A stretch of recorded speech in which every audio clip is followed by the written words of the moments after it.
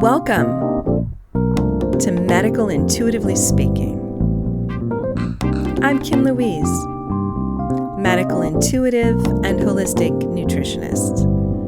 Join me on a journey to discuss all things medical intuition, metaphysics, nutrition, and energy healing. I'm so happy you're here. Let's get this started.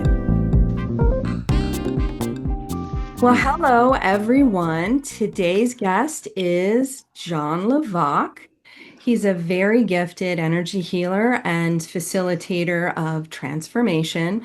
He is originally from Canada, and he now currently resides in California.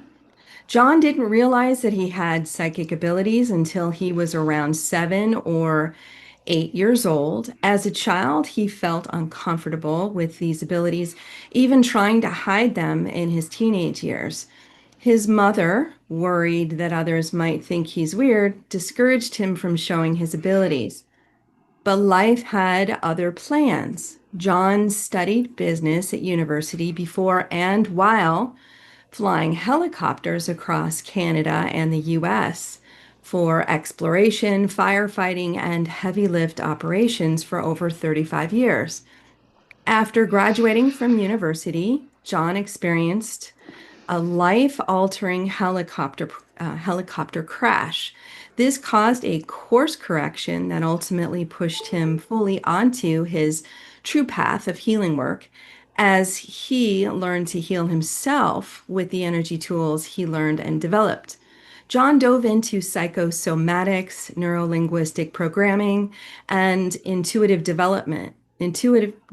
eventually training with the late Dr. William Bengston, the pioneer of rapid image cycling, which is a powerful healing modality that John now co-teaches.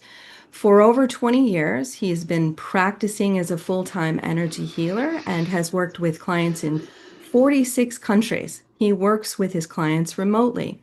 John's work has also been the subject of groundbreaking research at the Institute of Noetic Sciences, Beech Tree Labs, and MD Anderson Cancer Center, studying the effects of rapid image cycling on conditions like carpal tunnel, injuries, and genomic changes in different types of cancer cells.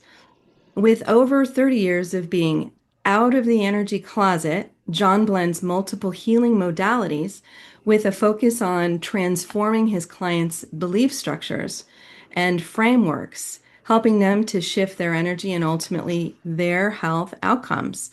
John is someone that I met at the Dr. William Bengston rapid image cycling class.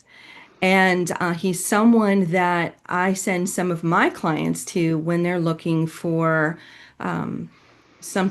when they're looking for healing that is going to be outside of my scope. So please welcome to the show, John Lavack. Hello, dear. Hi.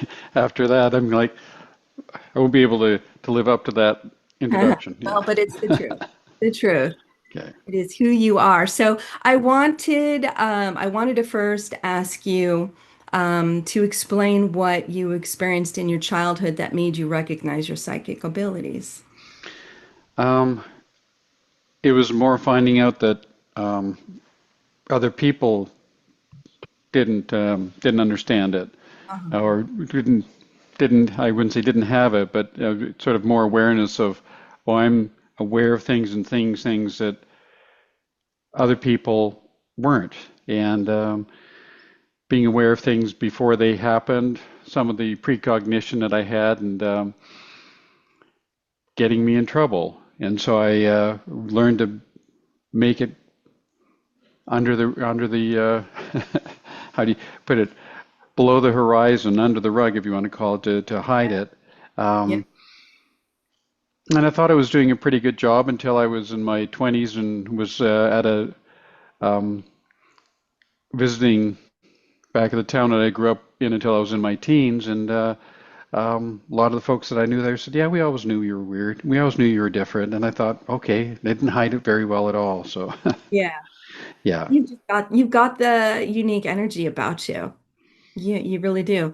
Now, Yeah. do you have any, can you share any stories of like your precognition or anything else that you experienced? Oh boy. Vivid one. So let me see here.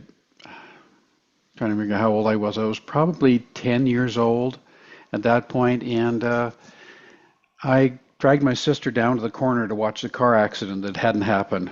Our town didn't have any traffic lights. It had just had four-way stop signs, and somebody drove right through a four-way stop sign and hit another car and um, went sort of up the steps to the bank that was on the corner. And Oh, so um, my sister ran home because we were just living very close by and told my mom. And of course, I got in trouble for, you can't do that. You're going to get in trouble for that. So things like that, hiding it. Um, with the doing the as far as the energy healing, first time that I didn't think it was odd or anything else like that, but I got the urge when my grandfather was visiting us and he'd come into a town to have um, what do you call it? cataract surgery. Thank you. There, that's a symbol for cataract surgery. Yeah, cataract surgery. Uh, And they at that time they just did one eye, and when I recovered, they do the other eye. And so he was in a lot of pain and go lie down. So I went, and I was probably 4 or 5 years old at that point, putting my hands over his eyes, and he got a lot of relief and wanted me to do it a fair bit. Problem was then when his eyes were better, he went home, he left, and so I got to do it a second time with his other eye. And so I just thought that was normal. I didn't know there was any difference. And then our dog got hit by a car and its leg was broken and they got a cast and yeah. it would come and lie down in front of me and sort of so I put my hands on its leg and it healed very rapidly, faster than expected. I guess that was, but what happened is that news got out to sort of the dogs in the area, and so if a dog was injured, it would start showing up around me, and um, so my mother got very worried because everywhere I went, there were lots of dogs following me. So it was just that was in the era. Yeah, they were dog catchers, but in the era, but everybody let their dogs run free. Not very different than it is now, where dog spends most of the time on a leash or in confinement. But yeah, Yeah. so little Yeah. things like that happened, and um, yeah. So I'll Those let you are ask your next question because I sort of zoom off on tangents. Yeah, well, those are really good examples. So I know that you flew helicopters across Canada yeah. and the US for a really long time. What drew you to that line of work? Um, family. My father was a pilot, and then he owned part of a helicopter company, and at one point, and then got he worked for the government of Ontario, and then he also started the helicopter training program in North Bay, Ontario, and he couldn't get paid from two divisions, so I was still in high school and got to get my helicopter training at college while I was still in high school, because he couldn't get paid at that point, and Mhm. so until he switched divisions, and so I grew up in aviation, and then it was just natural that I would start flying. Yeah, and Wow, you were really young. yeah, Canada, 18 years old is the minimum age to get a commercial pilot's license, and so I was 18 when I got my license. Yeah, so Is that different here in the US? I would imagine someone would need to be older here. no, I believe it's. I don't know the exact age in the United States. I believe it's 18. You can get a private license, I think, when 16 is the same as in Canada. But Wow. yeah, Okay. So I had mentioned in the introduction that you had that helicopter crash, yeah. and you had that life course correction. So explain what happened, share that story, and then what changed for you afterward. Okay. Well, I just graduated from university with my degree in business economics, and I was back flying.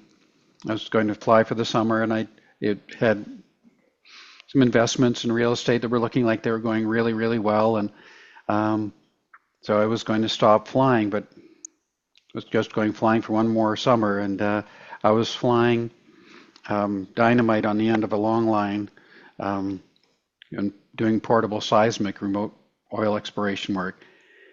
And I had the sliding door wide open, and it was just a spectacular, beautiful day in the Canadian Rockies. And I went, I can't give this up. It's just too delightful. And a few minutes later, I just was setting, you'd lower the line with the dynamite on down through the trees, and you had this little device that would release a certain amount of dynamite to each spot that you were placing it on. And um, about the second or third drop, I had about 800 pounds of dynamite left under the helicopter, and the engine decided to go on vacation. Oh my goodness. So I went down through about 90 feet of trees, but I tried to make sure I didn't land on the dynamite. In that process, it started having the helicopter going down nose first. Yeah. And so I went through a seat and went from 6'3" to 6 foot and just a touch. I Wow. went through a metal seat and I got a scar here. You probably don't see too much. That was from my helmet when I hit the dash and bounced around. Um, and so I got out of the helicopter very quickly because I wasn't sure whether it was going to catch fire or whether Yeah. what would happen. I mean, the dynamite was very stable. It's called geogel, so it was really unlikely that it would go off unless I'd really landed on it, Yeah. which I didn't. So, and then um, basically because of my back, because I did compression fractures in two vertebrae in my back and pretty much couldn't walk, they had to carry me out, and off I went to hospital for that. So, Yeah. and in that there was awareness of I made that decision. No, I can't give it up, and then had that experience. It was like such a clear knowing that no, I'm not supposed to do this for the rest of my life. I Yeah. ended up doing it for another 20 some years, but in that meantime, I was doing all kinds of trainings and figuring out, learning how to do energy healing.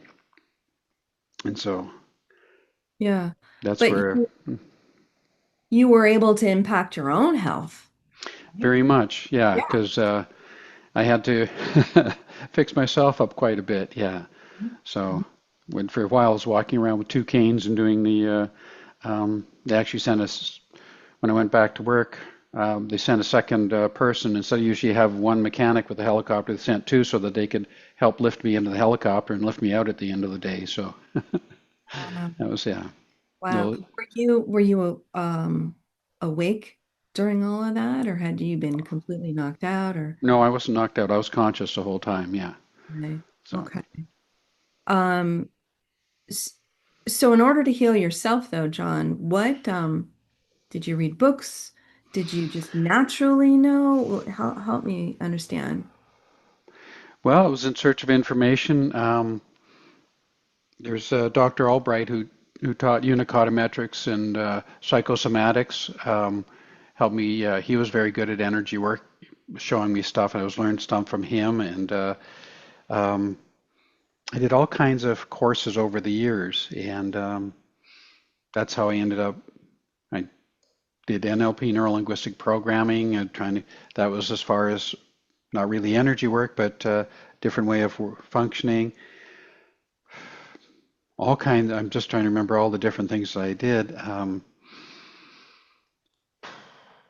Was it hands-on? Was it Hands-on. There was hands-on training. There was um, I did 2 years of training at the Palo Alto Bioenergy Balancing Center in the early 90s with Priscilla Capel, who was amazing. And then I was at the Academy of Intuition Medicine, and I was involved with that for 8 years. I did the training there, which is about 2 year training, and then I became a teaching assistant there. And then I started working on a PhD, and that's where I met Dr. Bengston, Bill, because he was a statistics and research methods professor.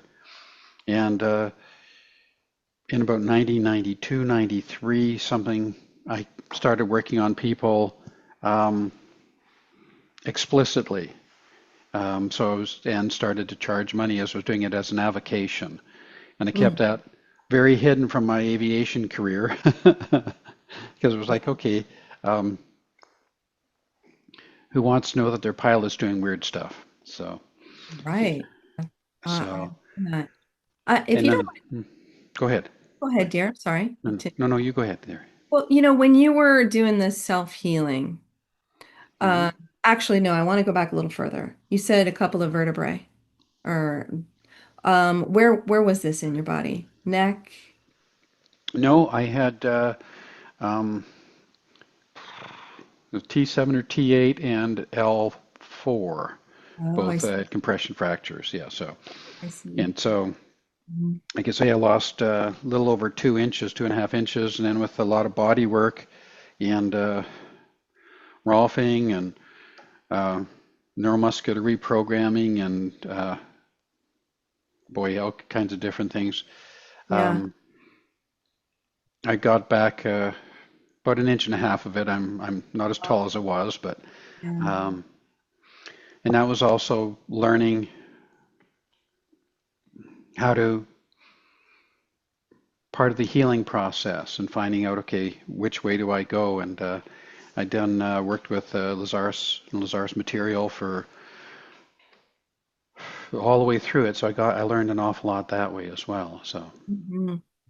yeah. How long did this take you for you to, because how long were you laid up? That's really, I'm, Oh boy, I went back to work a week later wearing a back brace, and oh, because I'd lost everything, and it was just like I need to put food on the table, so that's why yeah. they had set the two mechanics, and I should have been not doing anything, but it was like okay, the idea that you have to survive and make money at that Yeah. time, yeah, You pushed through and you were in a lot of pain still or yeah, discomfort.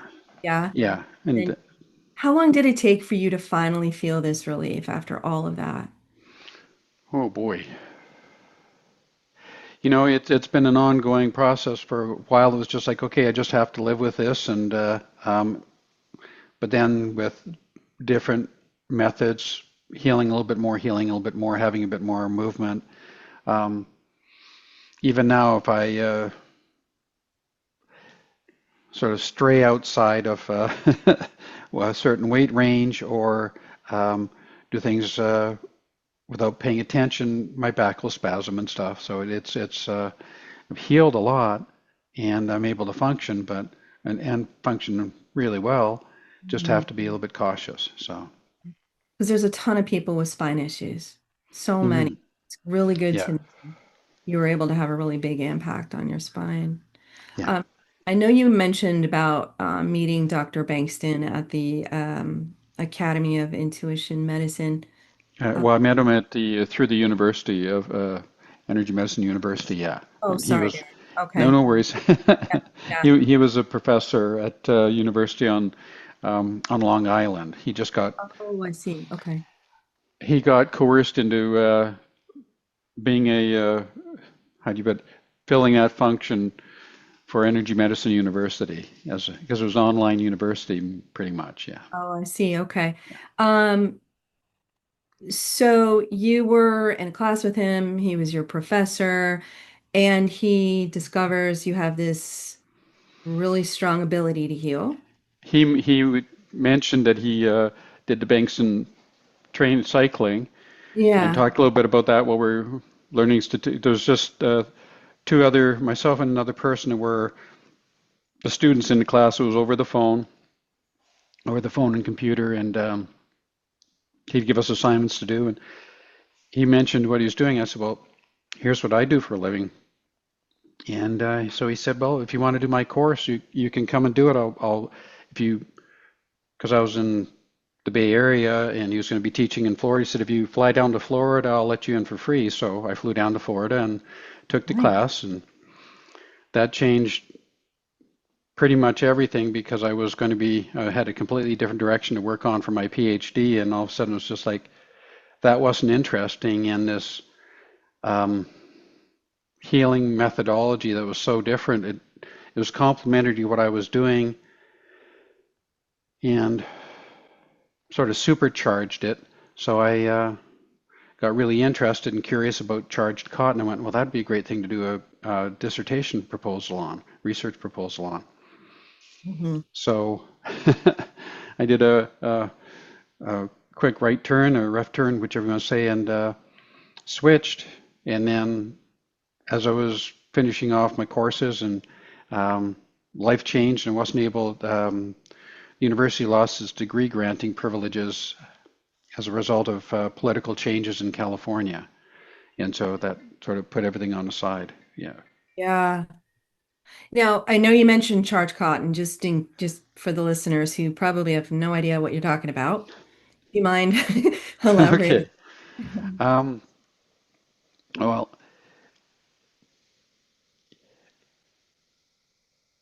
Dr. Bengston was always looking for a way to make healing more effective. And so to be able to, yes, I was working remotely with people all over the place, just didn't even really need a phone, but a phone so much better. He discovered, um, actually from research that Dr. Bernard Grad did at Montreal and McGill, who was a mentor of Bill's, that you could store healing energy in cotton, or it appeared that you could.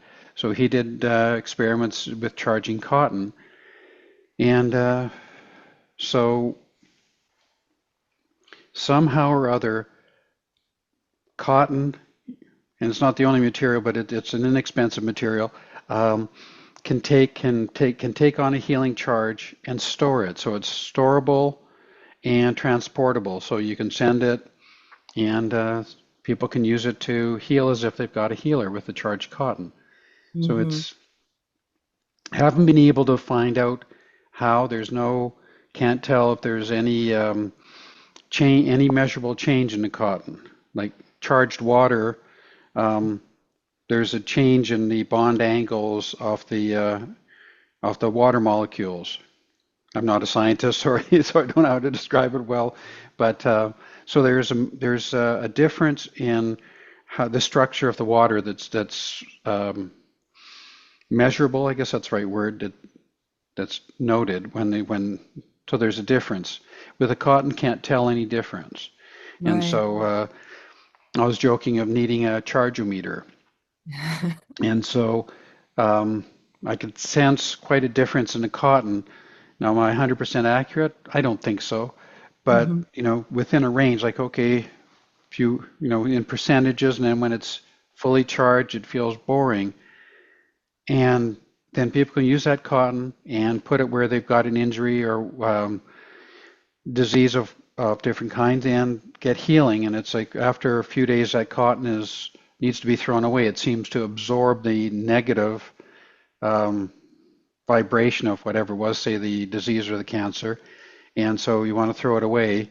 It's and it's inexpensive, so um, Yeah. that's evolved in finding out that you can do the same with water, um, charging water, and I don't think it lasts as long because water is such a dynamic essay. What do you Mm. call it? Structure. So, Hmm. but it can be charged, and people been charging water and having others drink it and getting results. So, Hmm. um, Yeah. So in yeah, the rapid image cycling class that you co-teach, so of course you teach people how to do the cycling, but then they can also charge their own cotton and and water. Yeah. water, and so they can use it on themselves. Hmm. Also use it along with the cycling actively to help others to Yes. facilitate healing.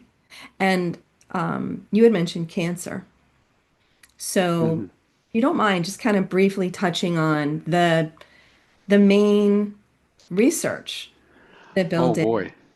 Bill did a lot of research on cancers, mainly breast cancer, because that was what was available, and so they were injecting mice with breast cancer that had never had nothing had ever worked in thousands of experiments.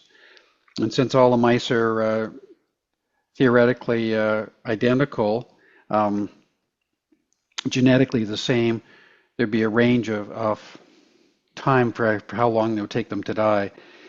And with Bill cycling on them, virtually all of them survived. It was the first time mice had survived um, having that cancer in any experiment that they recorded. And they didn't just not develop cancer. The cancer, they got the big lumps in the, um, what do you want to call it? Tumors. Tumor. Yes, thank you. My word spitter router isn't working so well. Um, the tumors would got really large, and Bill was like, "Oh boy, what's the point of continuing?" But he got convinced to keep going, and then at a certain point, the tumors almost overnight just collapsed or just imploded on itself, and the mice um, became very healthy. No sign of the tumor left, and so he did lots of other experiments actually, doing with basically on the same premise, teaching other people how to cycle um, and have them work on mice. And got almost, it was an, with all the experiments, I think it was an 89.4, 89.6% success ratio, Yeah. and found really interesting things out of that. And they actually tried re-injecting the same mice with a cancer, and they were immune to the cancer. And Yeah. then he took some of the blood out of an immune mouse, or a mouse that had survived and was immune, and injected it in other mice, and they became immune. So there's all kinds of interesting things that happened. It's so fascinating. And Bill did this research for, it was over 30 years, right? Yes, yeah, he did Yeah. a lot of research, and so that was repeated experiments at several different universities, different people doing it, um, and they found that a few interesting, baffling facts is that if anybody who is involved in cycling, or we're using a rapid image cycling on the mice, who's involved in experiments, if they even knew where the control mice were, or they had an experience where somebody went to look at the control mice because they wanted to see how the control mice were doing.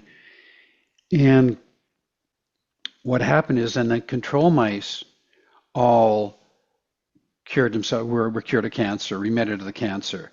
So it was Amazing. just like, oh, here's something's going on we don't understand. So we started to look at, well, they must be bonded somehow together. Yeah. And so they ended up having some experiments where um, they had the mice that were in the experiment, the control mice. Then they had hidden control mice in another city altogether. And they found out that one, I may have the facts wrong here, but yes, the control mice somehow bonded with the regular mice and remitted, but the control mice in another city did not. So they all perished. And so there was like this bonding experience happening, and that in one of the labs, that some of the mice that weren't involved in this experiment at all started healing from whatever experiment they were involved in. So it was like a bonded group can happen. And if they're not bonded, they can be side by side, two cages, one for the mice with the experiment, one with not. If they don't bond, it doesn't affect them at all. So there's this lot of wonderful unknowns. Yeah, So, definitely. And I did want to bring up that all of Bill's research is available on his website at yes. um, bengstonresearch.com. Either way, Yeah. I'll put the link in the show notes Yes. so Yeah. people can read it. And then, if they're interested in taking the class, how many times are the classes offered? Is like 4 times a year? We're aiming at least, well, probably 4 times a year. Okay. And there is an intention, the hope that we can have one a year that would be in person rather than Zoom. Because right now all the classes are on Zoom, Oh, but yeah. it'd be great to have. Yeah. So maybe, you know, one year on the West Coast, one year on the East Coast kind of thing. So, That's great. And I should say that Dr. Bengston's last name is spelled B as in boy, Engston, if anyone wants to get a head yeah. start and look it up. I will also link to the show notes my favorite video on YouTube of him. He was in an interview with New Thinking Aloud. So I'll link to that because he really explains it very well there. So, but working with him, describe your experience and then where that kind of led to for you. Oh boy. What is? Because I was a student of his doing the um, statistics and research methods course, that was what he taught at university. Um, we would talk a little bit about the Bengston healing, and I was mentioning some of the effects that I felt happening as I was doing the cycling and the difference it was making, and then he was curious, and because I was saying I think it's causing me brain damage. I can feel it sort of changing my brain as I'm cycling, um, and because I'm very energetically aware, he called me. Oh, I'll think of the name he called me. I just also went blank on it for the moment. No. Um, but extremely sensitive. He came out to um, do an experiment at Ions with Dean Radin, Dr. Dean Radin, Uh, um, and that was ended up being funded by Emerald Gate. But that finding out that I could sense the charge in the cotton and the changes in things. So we were trying to figure out how to measure the uh, the energy of the cycling, and so um, Dr. Radin Dean had a Faraday cage, okay. basically a rim, a shield, extremely well shielded rim that shielded from virtually every frequency. And Uh-huh. the three of us were in there. We did several different things in there, but at one point, three of us were in there charging cotton, doing rapid image cycling and putting the energy into cotton. And they had every imaginable frequency being measured in the room, including a scalar, which is the theoretical frequency as far as I can understand. Um, and when we played back that we're doing it, and then we got a section that was really high, higher charge or higher frequency in it. When that was played back, um, it got results. Um, in the experiment at Beech Tree Laboratory, playing that recording um, in a closed thing to cancer cells, it got genomic changes, significant changes in cancer cells just from playing that recording in an enclosed space. And also, the space got conditioned so that when they took out cancer cells and waited a day or two and put in cancer cells, they didn't have the recording going on again. They got the same changes so that a space can get conditioned and have impact.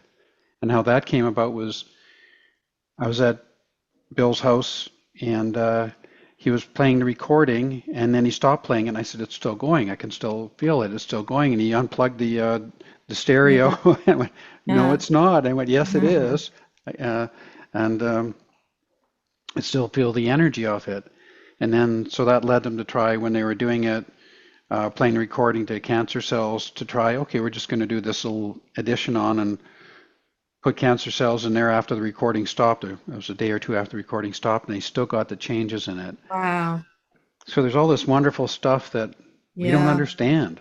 Yeah. Um, Wow. And just so people understand, when you were in that Faraday cage, you were all doing rapid image cycling and they were recording almost this audio of oh your yeah, rapid image cycling. audio of every frequency. Yeah, Yes. that's And measurable. Yeah, there was a it was they had to build a special computer to do it, uh-huh. and Emerald Gate Charitable Foundation funded that. It was I think it was somewhere close to $100,000 at that time for that computer because it had to Wow. record, so it had to be water cooled and all the other Wow. stuff. It may not have been that expensive, but that was the number kind of that I was told. And I'm not a geek, Mhm. so I don't know, or a techie. Yeah, So yeah. But you weren't, none of you were talking. It was silent. You we were are all just silent. Yeah, mindfully like projecting rapid image cycling. And it picked up, it was being audio recorded. And this yeah, is what they used for energy healing, which Yes. is so amazing. And also what it doesn't make sense is because you should have had to have really expensive speakers to play that full range, to be able to play the Oh, full range of right. frequencies. Uh-huh. And playing it on a computer speaker, people were sensing it and getting changes and results. He played it Really? at a conference, and there were people that were finding that, oh my goodness, my limp's gone and this ache or Wow. pain is gone. So, Yeah. and the provenance of that is pretty much, I guess, with Emerald Gate, they paid, but Ions didn't charge for their time, I don't believe, and Hmm. Bill, Margaret, and I, who were the three in the cage, weren't paid at all. So it was like uncertainty around who has the provenance, who has the rights to that. So Right. it hasn't really gone anywhere. Yeah, Hasn't gone I back would love to anywhere. have that recording available, so people could play it if Yeah. Yeah. and yeah, And I know Bill, that's what he ultimately wanted. And just so we can mention who Margaret is, that is Bill's wife. Bill's wife, Margaret. Yes. Yes. Okay. Yeah. I did want to kind of make a little side note here. Bill's Going Bananas video. Did you ever see that? Where you take the green banana Oh and then yeah. you cycle with it. I want to just kind of tell you a really quick story about how I did that. So for people, if you, I can also I'll link this Bill's Going Bananas video as well. Just kind of for the novice person who just wants to see how cool this is. You have to buy a very green banana. I Hmm. happen to have purchased two, and I cycled. I did the rapid image cycling for an hour, total of an hour. The bananas that I bought were connected to each other, but I separated them out. One was the control, and I just sat in the kitchen. The other was, the one I was doing it on, and that banana it got mummified, the one that I was doing it on. After probably about 30 days. Black, I still have it. It's been two years now, and it is like petrified wood. It is so cool.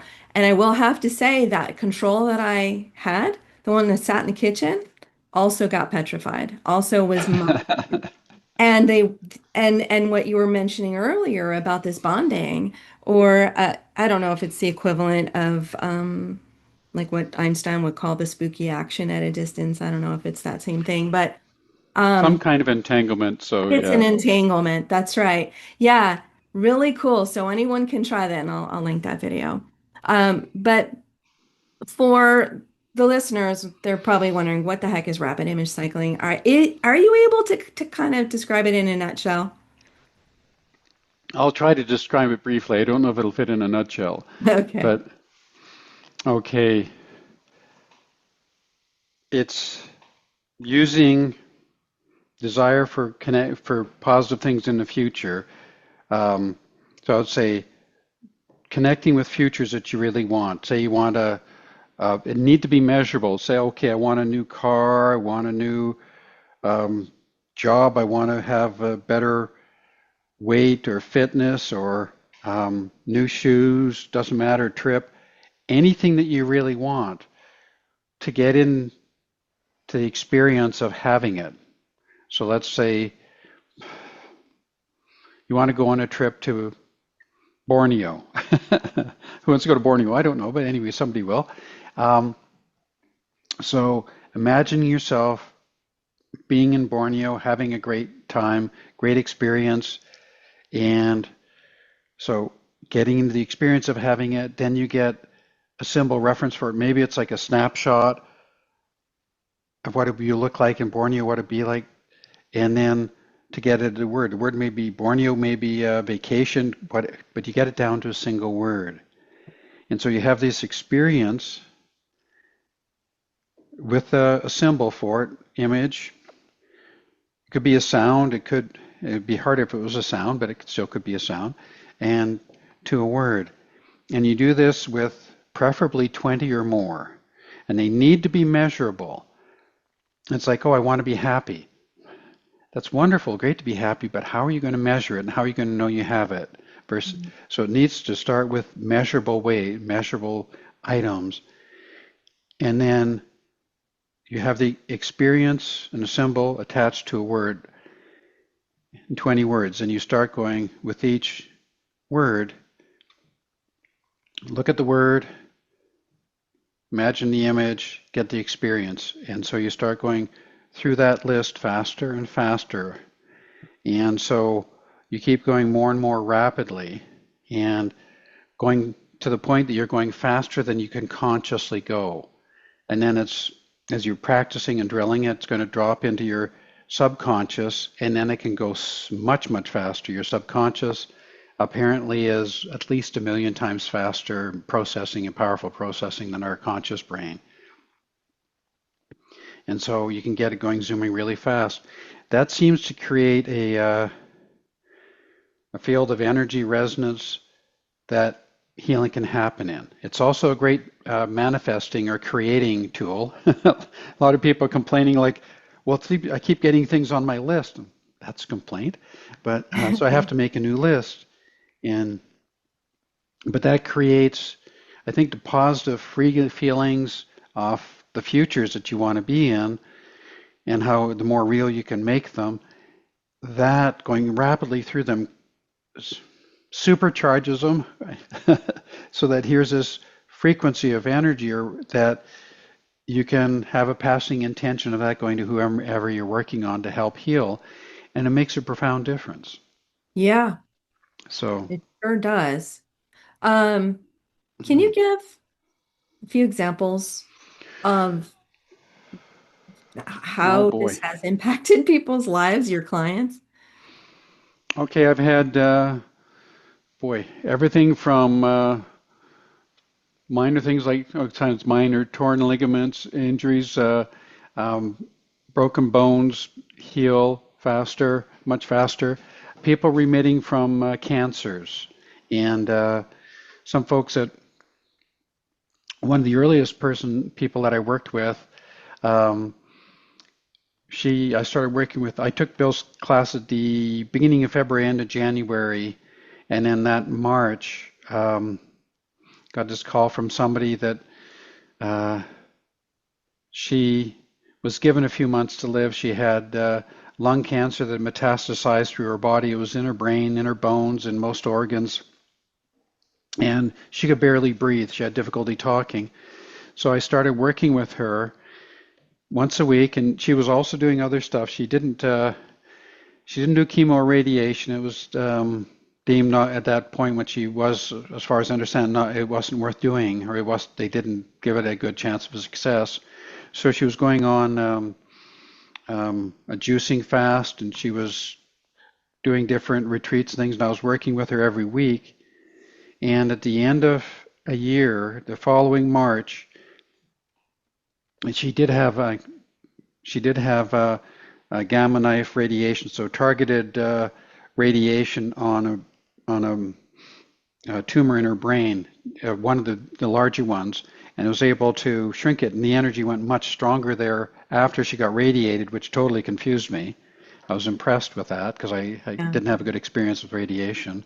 Yeah. And after a year, she cleared all her cancer in her bones, in her organs, in her brain. The only thing she had is she had what she called the mothership left in one lung, one nodule left. So she had that uh, targeted radiation with, I guess the equipment's called gamma knife. And so she was completely cancer free. It's And amazing. she lived for 9 more years, 9 or 10 more years. And Yeah, so, that yeah, is amazing. So essentially, what you did for her was to help her to heal heal herself, herself.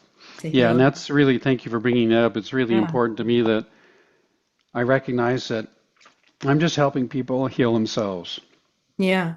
providing an environment that people can heal themselves. Because Right. I'm not healing people. Used to think, oh, that's what I did, but I'm not. People, you can't.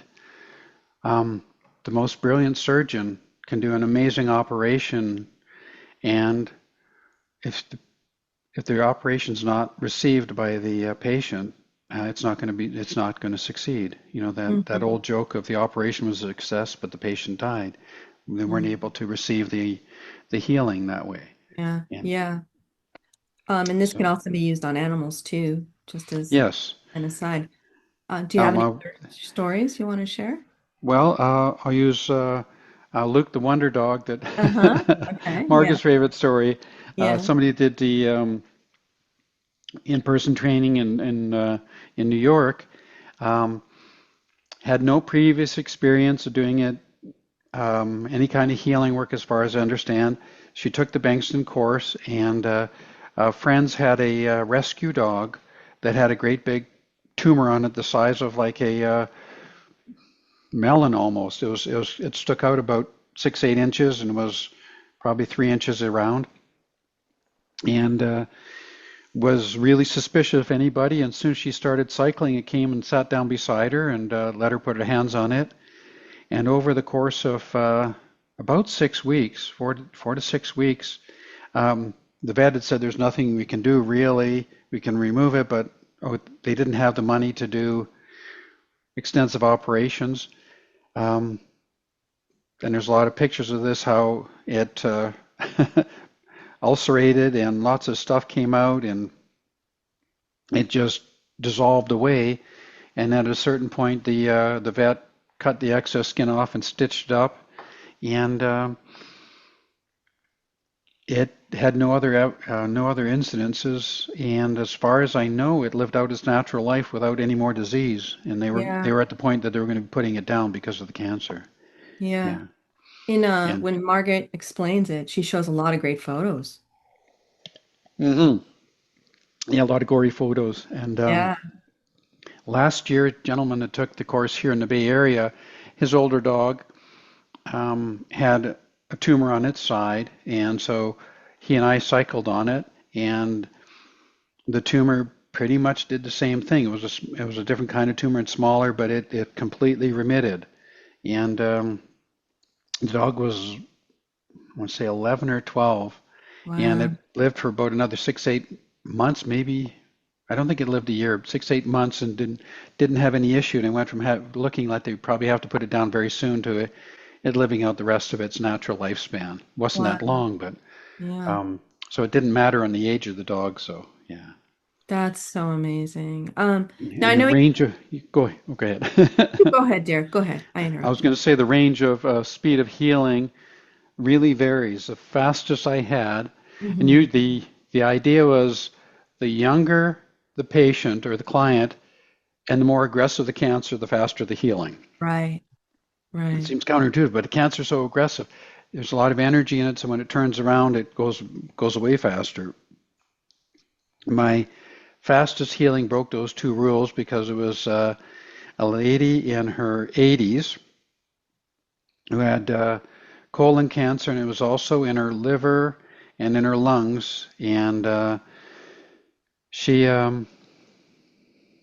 was going to be having a, how do you put it, colonoscopy to see how much more of her colon they were going to take out. I guess she'd had an Wow. operation a couple years before. Uh-huh. And so her daughter set up a session with me, and I was talking with her. And her husband had died maybe 8 months before, 7, 8 months before, something like that. And it was just like I could tell that she wasn't really committed to living. I said, we need to stop here and you need to decide if you want to live or not. Yeah. And so we chatted a little bit and she said, get back to me. And so ended up doing it was either 2 or 3 more sessions with her, and then she had the colonoscopy. She decided she really did want to live for her, and it was not that she should for her family and stuff, but she really wanted to. She was going to enjoy Mm. herself. When they did the colonoscopy, there was no cancer evident at all. That is And so with the amazing. scan, there was nothing in her liver. There was one nodule, little something in the lungs, and they weren't worried about. So she lived for another 2 or 3 years, and was healthy for basically the rest of the time. And yeah, and had somebody who had esophageal cancer, which has a really Um, low survival rate. yeah. And it was like 3 or 4 sessions, and it cleared up completely. And there was in a couple areas of his body as well. Those were the two fastest. Wow.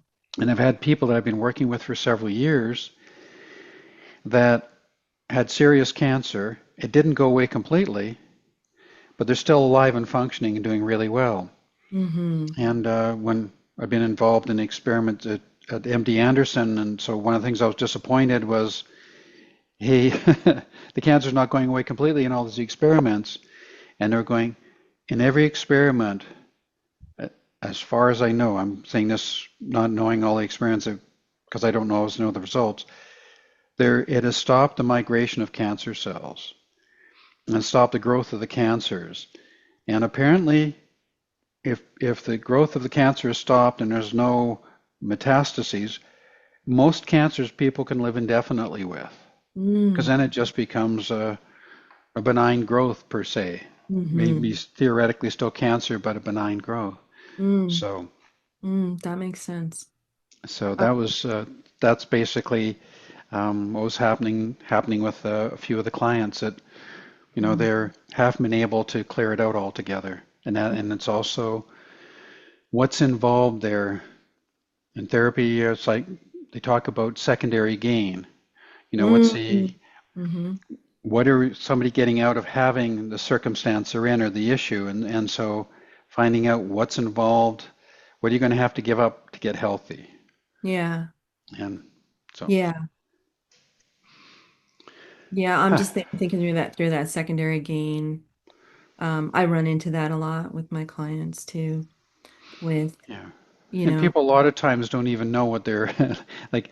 yeah. What are you getting out of having this circumstance? Well, my life's a disaster. Yeah, but you also get to feel martyred or Yeah. misunderstood, or you've got, oh, you believe life's a struggle, so you got to have something to struggle against, and so I get to run my story.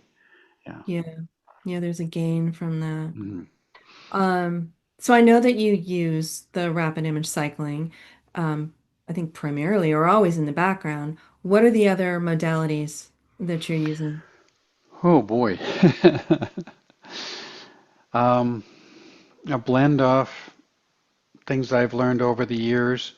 Um, I went through the Academy of Intuition Medicine, like I said, so using some of the Academy tools, intuitive tools, um, from the Palo Alto Bioenergy Balancing Center, some of their tools, some of the tools I learned from Mind Potential back in the late 70s, and psychosomatics, and a lot of stuff I learned from Lazarus material, different about belief structures, and then just what I carrying in me, knowing how to run energy, and from basically taking all kinds of courses, trying to figure out what I'm doing. That's what I've done for so many years, and trying to figure out if am I delusional or is there something actually here? Am I crazy or does this work? And probably both is true because it seems it does work, getting enough people that have healed and got results. And because my belief structure fits or doesn't fit within the norm, is way outside the norm, I would probably be considered crazy. Yeah. So, like I Yeah. really do.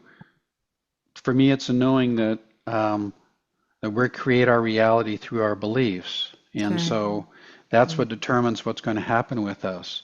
And there's more evidence leaning that way. And I don't know how you do good experiments to sign it, but you change your mind or you get in a different emotional state, and all of a sudden there's different opportunities and possibilities that are there. And Right. that's basically creating your reality. Yeah. So besides the physical health issues that you help people with, what are the other types of issues that you address in your sessions? Help working with anywhere there's energy, which is everywhere.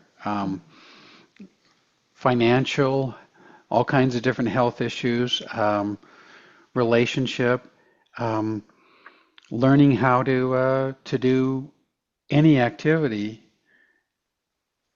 that involves an energy. So it's um, on the money side, helping folks change their beliefs around money and relationship with money to have a lot more ease financially.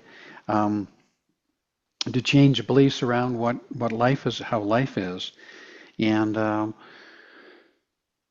if you think that, say, we'll pick on marriage today, if you believe marriage is hard work and is horrible and it's difficult and it's, two people being miserable together, if you get married, you're going to be unhappy and be miserable. But if someone else believes that marriage is a way that two people can really get together and um, partner in having a wonderful adventure through life, that's the experience they're going to have. And these folks are going to be happily hating each other and miserable because that's what their beliefs are. So helping to shift those um, and change the energy that's there. Mhm. And that's on um, basically that two different frequencies cannot occupy the same space at the same time. So if you're a really happy, optimistic person, and here's sad sack over here, and you're not going to be able to stay in the same space. You're going to repel each other, Mhm. or you're going to have to go get miserable, or he's going to have to get happy. And um, so as you're shifting the energy you're in, that changes what's possible for you, what you can attract. Um, and that's a lot of the positive thinking, basis behind a lot of the positive thinking books that have been written. Napoleon Hill, Catherine Ponder. I'm trying to think of all the different Dale Carnegie. writers. Dale Carnegie, yes. Yeah. How to Win Friends and Influence People. Yeah.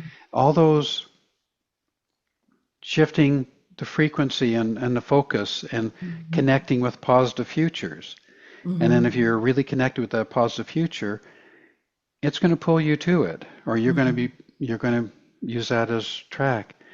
Businesses having business goals, and okay, somebody wants to have a whatever career, they're using these tools without realizing it fully. Like, okay, you want to be give an example, a boy that I grew up with, he always wanted to be a fireman. Mhm. That was his goal. He wanted to be a fireman. When we play all kinds of other games, that was fine, but he always wanted to be a fireman. He always wanted to do games with him being a fireman. He ended up making it all the way through to be the fire chief of the town that I grew up in. I mean, and Wow. then that's all he did. It was his dream when he was a boy, and that was a goal he had, and he manifested it. Yeah. Yeah, yeah. So Um, you have a client, I think you had mentioned him, where you really helped him to successfully change his life. Do you want to kind of go into that real briefly? yes, he started working with him when he was not quite a year sober, and he was in marketing sales at a company, just base level, helped him shift, and he hadn't had a really healthy relationship, so there's a lot of pieces, helped him really, and he was really diligent on doing his work. So I helped him, but he was doing the work and helped him to shift. And he went from that to being the senior vice president in charge of sales and marketing and making several hundred thousand a year. And looking at it, and we're helping him to see that the company he was working for really was, how do you put it, taking advantage. It was very opportunistic in not a healthy way. And so he ended up leaving the company, and I pointed out that when he left it, it would probably fold within a year or so, and it did because he was the one who was holding the vision for the company. And he started his own company, and that company now has got a partner, and so it's a techie company. Mhm. And it's somewhere in close to about $100 million. And in the Amazing. meantime, he healed his beliefs and challenges everything else around relationship. He's happily married, and they have three children. Mhm. And they still have a house standing in Pacific Palisades. Actually, we when they evacuated, we Yeah, that's right. he was That's saying, right. oh, he had two houses. The house, they had the house, their starter house, and then when they were getting more successful, bought another house, and they were renting out or leasing out their other house, their starter house, or the smaller one, calling it a Mhm. starter house. Now he'll hear this and get back at me for calling it that, but um, we put a bubble of protection and energy and just imagining the future, connecting with the future of that house still being standing and safe. And the house is a few of the houses around it, and that house survived the fire. So The other amazing. one we didn't think to put a bubble around, and it burned down. Yeah. So um, this energy stuff is powerful, and Yeah. it's learning how to use it. And I really believe anybody can learn how to do it because we're all energy beings Hmm. ultimately. And then it's just like learning any skill. You know, you're not going to be very strong at it to begin with. Like the first day you go to the gym, you're not going to be lifting the heavy weights with the big monsters. You're going to be Yeah. maybe just lifting the lightest weights into place and learning how to do it. Yeah. But it can be So, really impactful. The yes, level of commitment to it. Yeah. and uh, and it can be a lot of fun. Mm-hmm. Mm-hmm. So, Yeah. It's changing the way so, that you are. And, hmm it's so yeah. amazing. Um, Kind of getting back to the health stuff. What do you wish that allopathic, the allopathic medical community Mm. better understood about energy healing? Um, that it works. That I, it I work. don't think it. I don't think it replaces allopathic medicine. In some ways it can, in other ways no, absolutely not. I think they're very complementary. And the way I see the Yeah. different modalities is like hub or spokes of a wheel, Hmm. and not one is all by itself. Like allopathic medicine, Western medicine, and the diagnostics are absolutely amazing, mind blowing what they can diagnose and figure out. Um, and then you've got chiropractic and Yeah. traditional Chinese medicine, Vedic, and you've got naturopathy and all kinds, even um, say traditional healing or faith healing. They're all spokes of a wheel, and they all have their place. And so Hmm. it's not either or, which it tends to be so much. Hmm. And what I'm involved in with at MD Anderson, why I keep going back is it's not fun sitting in a lab, but it's not fun being down in a dungeon working on mice or with it much more often with cell cultures, but it's to open up the space the that it can include this a lot more and Yeah. integrate more into a wider medical um, recognition. Yeah. And so another tool that people use to heal. Yeah. So, and it's fantastic that MD Anderson is really taking this seriously. There's a lot of resistance. It's Mhm. in the complementary side that, Okay. um, yeah. And so, uh, funny, I'm all of a sudden a blank of names, um,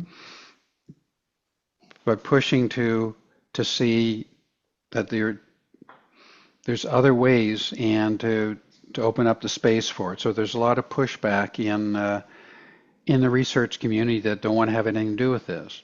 Partly, Yeah. most of the funding is coming from pharmaceutical companies, and well, somebody's got to pay for the research, and so there, this is Hmm. a little bit sketchy and out there. And how can you make money from this?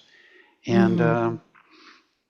the charitable trust that is funding this, once they're able to, I don't know when that'll happen, but once they're able to figure out